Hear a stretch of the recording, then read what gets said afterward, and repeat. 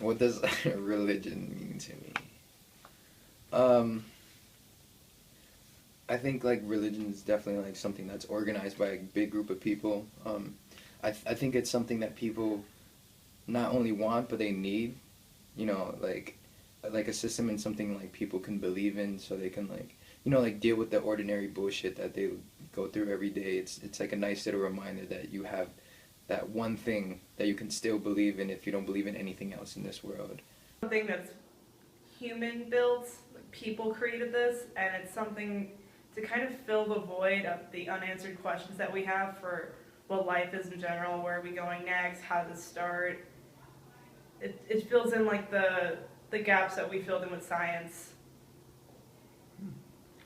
Well, I presume you don't mean, how do I conceive the idea? I presume you mean something more like, what role does it play in my life?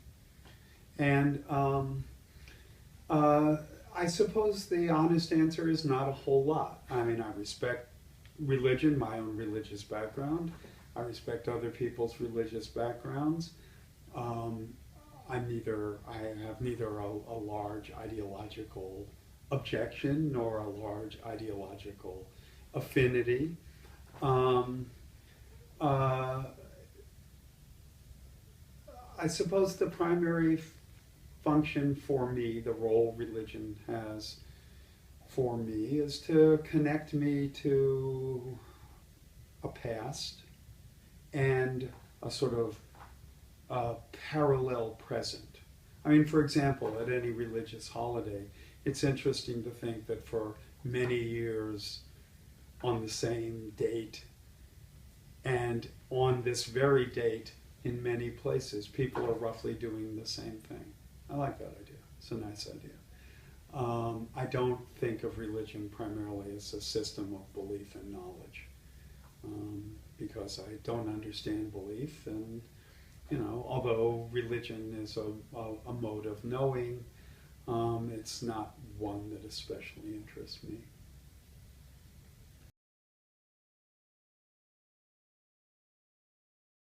What does spirituality mean to me?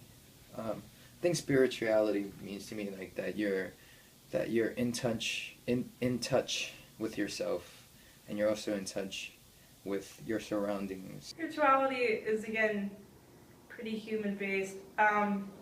It really brings me back to the religion question because spirituality is so a part of religion. I mean, spirituality goes back to like the soul, which is another illusion created by humans. So I guess it's like another answer for what being is, what identifies you. And let me answer this in several ways. I lived for a long time in a house with a ghost in it. And this was an interesting house. It didn't just have a ghost. It was kind of a place where stuff happened. And I had a lot of interesting experiences. In other words, I take very seriously the spiritual, if you want to think of it that way, the spiritual sense that the boundaries of ordinary experience are pretty permeable and not very rigid. And, things move in both directions through those boundaries pretty readily.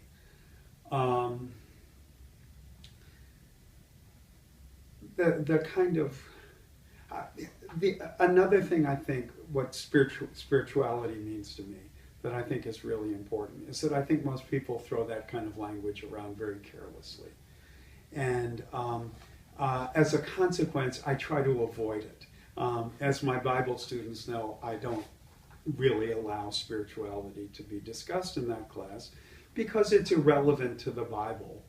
The idea of spirituality is a much later idea by and large than the biblical idea, and because I'm trying to disconnect the Bible from a lot of conventional discourses that I think have done the text, some disservice, and so I try to avoid in my classes and so on and so forth talking about it. On the other hand, I teach writers like Emerson and Dickinson and so on and so forth, who sort of engage some sense of the spiritual and I take them and that discourse very seriously. So I have no problem with that. But what I like about, okay, here's my rule of thumb. You really want to know? Yes. All right, my rule of thumb is this.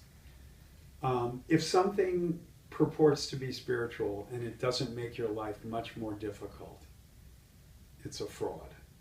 And that, you know, spirit is some kind of influx of experience or world experience that just complicates everything. And, you know, I sort of like then to think of, you know, the spirit or spirituality as something that moves us outward into complication and difficulty. I mean, I wouldn't say I'm religious. I'd say I'm spiritual. You know, like you don't have to be religious to be spiritual. I think spirituality just comes from like certain thoughts that I have, and like being really in tune with myself, and like, you know, like thinking about my actions and how they affect me and how they affect like the world outside of me and this relationship that I have.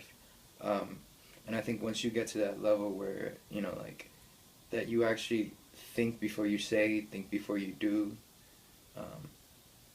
and you're conscious, and you know, you're conscious of everything that's happening, and I think that's some sort of like spirituality. Probably neither. Pretty agnostic. A believer in science. Spirituality is just something that's made up by people. It doesn't really, again, it just feels like an empty void. So I kind of believe in the science route. Like, what are we actually made of? Like, our memories and the people that we interact with, that's what makes us. It's not like our spirit. It's not like God created us to be a certain way. We just developed that way. You know, I'm not obliged to be either. And, you know, it's a version of what I said before. I think so many religious discourses and so many spiritual discourses have become, you know, to be frank about it, kind of corrupt, you know, in the sense, as discourses. I'm not talking about religious or spiritual persons or anything of the sort, but they don't talk well about their putative subjects, and I'd rather stay out of it. But here's the other side of it. Something in my Bible class, I only get to at the very end, which is the universe or cosmos or whatever it is we inhabit is so incredibly complicated and obscure that I don't feel that we can rule out any way of talking about it. So I think my real answer to the question is I'm open to anything. You know, let's try it out. Let's see if it makes our experience of the world not easier and clearer, but more interesting and more challenging if we learn something from it and see things from that discourse, whether it's spiritual or religious or scientific or whatever it is, and not, you know, sort of have to decide ideologically beforehand. And just, you know, let it all be unfolding in that sort of grand Emersonian circles around circles around circles. Yes.